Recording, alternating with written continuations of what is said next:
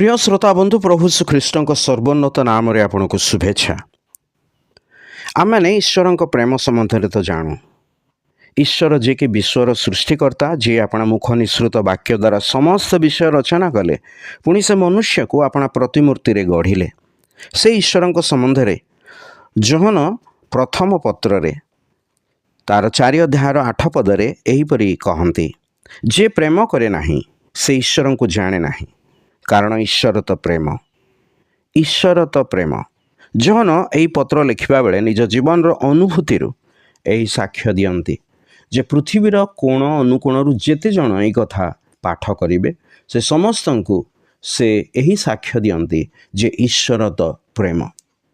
आम मैंने जोहन सुसमाचार प्रथम अध्याय एवं तृतीय अध्यायर 16 और 17 पदरे अनेक थर पाठ करी देखिअछु जे ईश्वर किपरि मनुष्य निकटरे आपना पुत्र द्वारा सही प्रेम प्रकाश कले।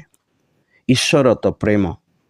ईश्वर सही प्रेमर प्रदर्शन विभिन्न प्रकार मनुष्य निकटरे करती। पुणी विशेष करी आम मैंने जो मैंने ईश्वर वाक्य श्रवण करिअछु तथा प्रभु श्रीकृष्ण सत्यता ग्रहण करिअछु आम यह जानू तथा या बारंबार श्रवण करुअछु। ईश्वर आपना पुत्र को मानव शरीर रे यही जगत को प्रेरण करी आपना प्रेम देखाइले। केवल जे से ताहांको प्रेरण कले ताहा नुह, मात्र सर्व जगतर पाप से आपना पुत्र उपर थोईदेले।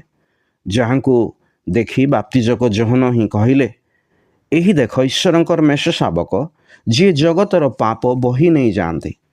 प्रभु श्रीख्रीष्ट काल्वरी क्रूशरे बलिकृत हो ईश्वरंकर महाप्रेम प्रदर्शित कले।